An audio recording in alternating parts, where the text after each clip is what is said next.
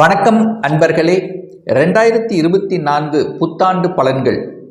இந்த 2024ஆம் ஆண்டிலேயே அனைவருக்கும் அனைத்து விதமான வளங்களும் நலங்களும் பெற நவ கிரகங்களினுடைய நல்லாசிகள் பரிபூர்ணமாக கிடைக்கட்டும்.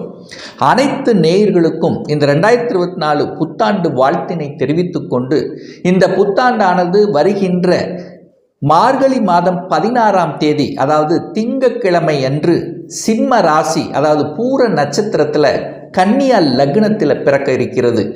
கன்னி ராசி அன்பர்களே, இந்த 2024ஆவது வருடம் நல்ல பல மாற்றங்கள் கிடைக்கக்கூடிய, எண்ணிய காரியங்களில் வெற்றி பெறக்கூடிய, பெரியோர்கள் குருமார்களுடைய ஆதரவுடன் பாக்கியங்களை பெறக்கூடிய ஒரு அற்புத ஆண்டாக உங்களுக்கு அமைகிறது. அதை பார்க்கும் பொழுது இந்த வருடம் ஆனது கன்னிய லக்னத்திலேயே பிறக்க இருக்கிறது. அப்போ இந்த கன்னிய லக்னத்தில் பிறக்கக்கூடிய இந்த ஆண்டானது உங்களுக்கு காரியங்களில் வெற்றி, அதாவது எதை நினைக்கிறீர்களோ அந்த செயல்களில் ஸ்ட்ராங்காக, திடமாக, ஒரு நல்ல அறிவுத்தன்மையுடன், ஸ்ட்ராட்டஜிக் பிளானுடன் செயல்படக்கூடிய, உத்வேகத்துடன் கிடைக்கக்கூடிய ஒரு நல்ல ஆண்டு. ஆனால் இந்த ஆண்டினுடைய முற்பகுதியில் பார்த்தீங்கன்னா குரு பகவான் 8ஆம் இடத்தில் உட்கார்ந்துருக்கார். அட்டமஸ்தானத்தில் உட்கார்ந்து 12ஆம் இடத்தை பார்க்கிறார். அப்போ 8ஆம் இடத்தில் அமர்ந்து கொண்டு குரு பகவான் 12ஆம் இடத்தையும் பார்த்து அங்கே சுபத்துவப்படுத்துவதால, வலுப்படுத்துவதால வெளிநாட்டு செல்லக்கூடிய யோகம் என்பது இந்த ஆண்டினுடைய தொடக்கத்திலேயே இருக்கிறது. இந்த கன்னிராசி என்பர்கள் யாரெல்லாம், அதாவது நான் வெளிநாட்டில் போய் சாதிக்கணும், வெளிநாட்டில் போய் வேலை பார்க்கணும் அப்படிங்கிற எண்ணம் ஸ்ட்ராங்காக இருக்கிறீர்களோ, அந்த எண்ணங்கள் எல்லாமே இந்த ஏப்ரல் மாதத்துக்குள்ள சாதிக்கக்கூடிய தன்மையை உங்களுக்கு கொடுத்துரும். அப்போ வெளிநாட்டில் போய் வேலை பார்க்கக்கூடிய தன்மை, அதுவும் குறிப்பாக கணனி, கம்ப்யூட்டர் சார்ந்த, சாஃப்ட்வேர் சார்ந்த, தகவல் தொடர்புத்துறை சம்பந்தப்பட்ட துறையில் இருப்பவர்களுக்கு வெளிநாட்டு செல்லக்கூடிய யோகங்கள், அதே சமயத்தில் வேலையில் தன்னுடைய சொந்த ஸ்டேட்லேருந்து அதர் ஸ்டேட்ஸ் செல்லக்கூடிய யோகம் இருக்கிறது. அதே சமயத்தில் பார்த்தீங்கன்னா யாரெல்லாம் அரசு காரியங்களில் வெற்றி அடையணும், அதாவது அரசில் பணிபுரியணும், அது பணிபுரியுது பார்த்தீங்கன்னா சென்ட்ரல் கவர்மெண்ட்டில் போய் பணிபுரியணும் அப்படிங்கிற எண்ணத்தில் இருப்பவர்கள், அதற்குண்டான எக்ஸாம் எழுதுபவர்கள், அதில் வெற்றியடையக்கூடிய வாய்ப்புகள் இந்த மாதத்தினுடைய, அதாவது இந்த வருடத்தினுடைய முதல் 4 மாதங்களிலேயே உங்களுக்கு சிறப்பாக இருக்கிறது அப்படிங்கிறத உறுதியாக சொல்லலாம். அதே சமயத்தில் குரு பகவான் 8ஆம் இடத்திலிருந்து 2ஆம் இடத்தை பார்க்கிறார் அல்லவா? அப்ப பணத்தை இழந்தவர்கள், யாருக்காவது பணத்தை கொடுத்துட்டு அது இதுவரைக்கும் வரல, அதாவது தொந்தரவு கொடுத்து கொண்டு இருக்கிறது, பணம் கொடுத்த பணம் திரும்ப வரல அப்படின்னு இருக்கின்ற இந்த கன்னிராசி என்பவர்கள் கொடுத்த பணம் திருப்பி வருவதற்கான வாய்ப்புகளையும் சந்தர்ப்பங்களையும் நிச்சயமாக உங்களுக்கு உருவாக்குங்கிறதுல எந்த மாற்று கருத்தும் கிடையாது. அதே சமயத்தில் அந்த குரு 8ஆம் இடத்திலிருந்து 4ஆம் இடத்தை சுகஸ்தானத்தை பார்க்கிறார் அல்லவா? அப்போ ஒரு பிரச்சனை ஆகாத நிலங்கள், விற்பனையே ஆகல, பிரச்சனைக்குரியதாகவே இருக்கிறது, விற்பனையே ஆக மாட்டேங்குது, நான் எத்தனையோ முயற்சி எடுத்தேன் அப்படிங்கிறவங்கெல்லாம் அந்த நிலம் விற்பனையாகக்கூடிய வாய்ப்புகள், யாரெல்லாம் வழக்கு சம்பந்தப்பட்ட பிரச்சனை இருக்கிறதோ அல்லது வழக்கு நிலுவையில் இருக்கிறதோ, கடந்த சில வருடங்களாகவே பிரச்சனைக்குரியதாக இருக்குன்னா அந்த பிரச்சனைகள் எல்லாமே தீரக்கூடிய வாய்ப்புகளை நிச்சயமாக ஏற்படுத்தும். தாயினுடைய உடல்நலத்தில் இருந்து வந்த அத்தனை விதமான பிரச்சனைகள் இந்த வருடத்தினுடைய பிற்பகுதியில், அதாவது ஏப்ரலுக்கு அப்புறம் குணமாகுங்கிறது தான் ஸ்ட்ராங்காக நான் சொல்லுவேன். அப்போது தாய் சம்பந்தப்பட்ட, தாய் வர்க்கம் ரீதியான இருந்து வந்த உறவுகள் சார்ந்த விஷயத்தில் இருந்து வந்த பிரச்சனைகள் எல்லாமே விடுபடக்கூடிய வாய்ப்புகளை நிச்சயமாக உருவாக்கும். ஏன்னா 4ஆம் அதிபதி 8ல் போய் உட்கார்ந்து ஒரு பிரச்சனையை கொடுத்தார் அல்லவா? சுகஸ்தானத்தில் பிரச்சனையை கொடுத்ததல்லவா? சொந்த ஊரில் இருக்கக்கூடிய தன்மை இல்லாமல் இருந்ததே, நான் வெளிநாட்டிலேயே தான் இருக்கிறேனே, சொந்த ஊருக்கு வர முடியலையே அப்படின்னு எண்ணத்தோட கலங்கி கொண்டிருக்கின்றவர்கள் வெளிநாட்டிலிருந்து சொந்த ஊருக்கு வருவதற்கான வாய்ப்புகள், சந்தர்ப்பங்கள் எப்போ கிடைக்கும்னா இந்த ஏப்ரலுக்கு அப்புறம் நிச்சயமாக உருவாக்கும். ஏன்னா குரு பகவானுடைய பெயர்ச்சியானது 9ஆம் இடத்தில் வந்து அமர்கிறது, அதாவது உங்களுடைய பாக்கியஸ்தானத்தில் வந்து அமர்கிறது. அப்போ நீங்க பாக்கியம் அடைய போகிறீர்கள். சொந்த ஊரில் வந்து நீங்கள் இன்னாரது அப்படின்னு சொல்லக்கூடிய அளவுக்கு வளர்ச்சியை பெறப் போகிறீர்கள். ஒரு இதுவரைக்கு கடந்த சில வருடங்களாகவே ஒரு நல்ல பாக்கியத்தை அனுபவிக்கல, பாக்கியமே கிடைக்கல அப்படிங்கிற இருக்கின்ற கன்னிராசி என்பர்கள் இந்த ஏப்ரல் மாதத்துக்கு அப்புறம் நீங்கள் நினைத்தவாறு பாக்கியங்களை அனுபவிக்கக்கூடிய சந்தர்ப்பங்களை உருவாக்கும். ஏன்னா என்னென்ன பாக்கியங்கள் உங்களுக்கு கிடைக்கும்? ஏன்னா குரு பகவான் உங்களுடைய ராசியை பார்க்கிறார். அப்போ கடவுளுடைய அனுக்கிரகம் உங்களுக்கு கிடைக்கிறது. எத்தனை பிரார்த்தனை வைத்திருந்தேன், அந்த பிரார்த்தனைகள் எல்லாம் பலிக்கல அப்படின்னு இருக்கின்ற கன்னிராசி என்பர்கள் உங்களுடைய பிரார்த்தனைகள் எல்லாம் பலிக்கப் போகிறது. என்னென்ன பிரார்த்தனைகள் வைத்தீர்கள்? ஒரு குழந்தை பாக்கியத்துக்காக நான் செல்லாத கோயில்கள் இல்லை, குளங்கள் இல்லை, எத்தனை இடத்துல போனோம், எத்தனை பரிகாரம் செய்தேன், குழந்தை பாக்கியம் கிடைக்கலே அப்படின்னு இருக்கின்ற இந்த கன்னிராசி என்பவர்களுக்கு முதல் பாக்கியமாக உங்களுக்கு குழந்தை பாக்கியம் கிடைக்கக்கூடிய வாய்ப்புகள். நீங்கள் அதாவது தகப்பனாக போகிறீர்கள். இந்த வருடத்தில் உங்களுடைய வீட்டில் குழந்தை மழலை சத்தம் கேட்க போகிறது அப்படின்னு சொல்லலாம்.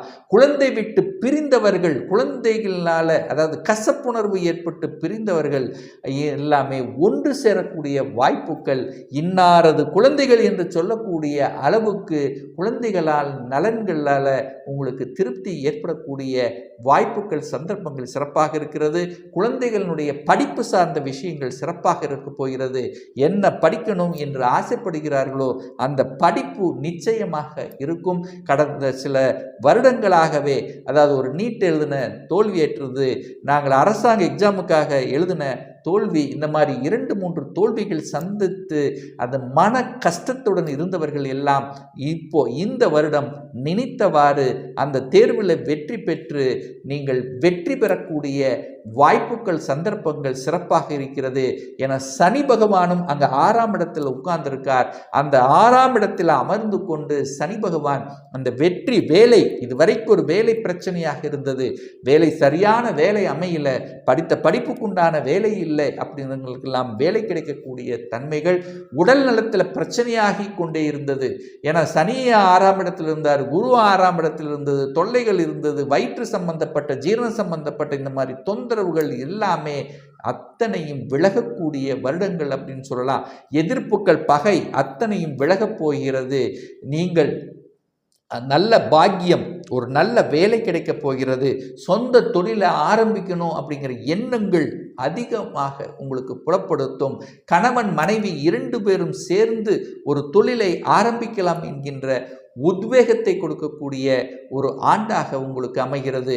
ஆனால் ராகு வந்து 7ஆம் இடத்தில் உட்கார்ந்துருக்கார்லவா, அப்போ 7ஆம் இடத்தில் ராகு இருக்கிறதுனால கணவன் மனைவி 2 பேரும் ஒருவருக்கொருவர், அதாவது எந்த ஒரு டிசிஷன் எடுத்தாலும் பேசி முடிவெடுத்துக் கொள்வது நல்லது. 3ஆம் நபர்களை உங்கள் குடும்ப விஷயத்துக்கு அனுமதிக்க வேண்டாம் அப்படிங்கிறத மனசில் வச்சுக்கோங்க. அதே சமயத்தில் நீங்களும் மற்ற குடும்ப விஷயத்துக்கு செல்லாமல் இருப்பதும் உங்களுக்கு சிறப்பை ஏற்படுத்தி கொடுக்கக்கூடிய அமைப்பு. என ராகு 7ல் உட்கார்ந்திருக்கார். ராகுங்கிறது விஷத்தன்மை உள்ள ஒரு பாம்பு கிரகம்ங்கிறதுனால ஏதாவது ஒரு விஷத்தை கக்கக்கூடிய தன்மை இருக்கிறதுனால அந்த கேது பகவான் உங்கள் ராசியிலேயே இருக்கின்ற காரணத்தால உங்களுக்கு ஞானத்தை தரும். அப்போ எந்த ஒரு விஷயமாக இருந்தாலும் ஒருவருக்கொருவர் அதாவது விட்டு கொடுத்து செல்வதும் அல்லது ஒரு டிசிஷன் எடுக்கிறதுக்கு முன்னாடி யோசித்து இது சரியா தவறா அப்படிங்கிறத சிந்தித்து செயல்படுவதும் இந்த வருடம் உங்களுக்கு சிறப்பை ஏற்படுத்தும். அதே சமயத்தில் பார்த்தீங்கன்னா உங்களுக்கு இந்த வருடம் பார்த்தீங்கன்னா பொருளாதாரம் சார்ந்த விஷயத்தில் ஏற்றத்தை தரக்கூடிய அமைப்பு. அந்த 7க்குரியவன் 8ஆம் இடத்தில் இருந்தார் அல்லவா, கடந்த அதாவது ஏப்ரல் வரைக்கும் 8ல் இருக்கார். இப்போ 9ஆம் இடத்துக்கு செல்லும் போது திருமணம் சார்ந்த சுப காரியங்கள் செய்வதற்கான தன்மை.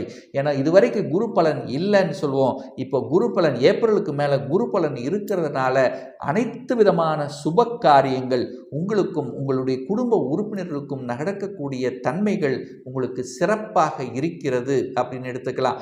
அதே சமயத்தில் திருமணமாகி டிவோர்ஸ் ஆனவர்களும் கூட 2ஆம் திருமணம் செய்யக்கூடிய வாய்ப்புகளையும் சந்தர்ப்பங்களையும் தரும். என 7க்குரியவன் 9ஆம் இடத்தில் இருக்கார். இதுவரைக்கும் காதல் சார்ந்த விஷயம் விஷயத்தில் பிரச்சனை இருந்தவர்கள், காதல் திருமணத்துக்காக அந்த தன்மை இருந்தவர்களுக்கெல்லாம் காதல் திருமணம் செய்யக்கூடிய வாய்ப்புகளையும் சந்தர்ப்பங்களையும் நிச்சயமாக தரும். அதே சமயத்தில் பார்த்தீங்கன்னா, இதுவரைக்கு பார்த்தீங்கன்னா பூர்வீகம் சார்ந்த விஷயத்தில் பிரச்சனையாக இருந்தது. பூர்வீகம் உறவுகள் சார்ந்த விஷயத்தில் பிரச்சனையாக இருந்தது. நண்பர்கள் சார்ந்த விஷயத்திலும் சின்ன சின்ன கசப்புணர்வுகள் இருந்தது. இந்த மாதிரியான அந்த உறவு சார்ந்த விஷயத்தில் இருந்து வந்த பிரச்சனைகள் அத்தனையும் விலகக்கூடிய வாய்ப்புகளை சந்தர்ப்பங்களை நிச்சயமாக உருவாக்கும்.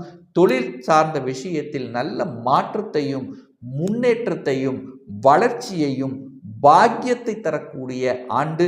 இந்த வருடம் பார்த்தீங்கன்னா குருவால பல அற்புதங்கள், பல மேன்மைகள் தரக்கூடிய தன்மை.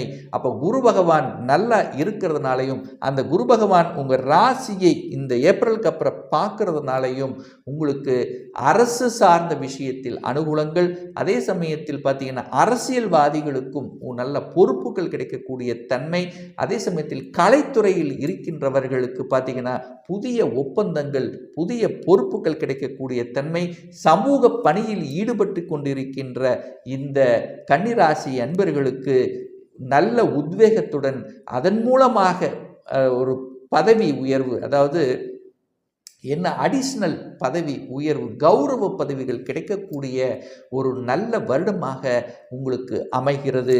தொட்டது துளங்கக்கூடிய, எண்ணிய காரியங்களில் ஜெயிக்கக்கூடிய ஒரு அற்புத ஆண்டாக இந்த கன்னிராசி அன்பர்களுக்கு அமையுங்கிறதுல எந்தவித மாற்று கருத்தும் கிடையாது.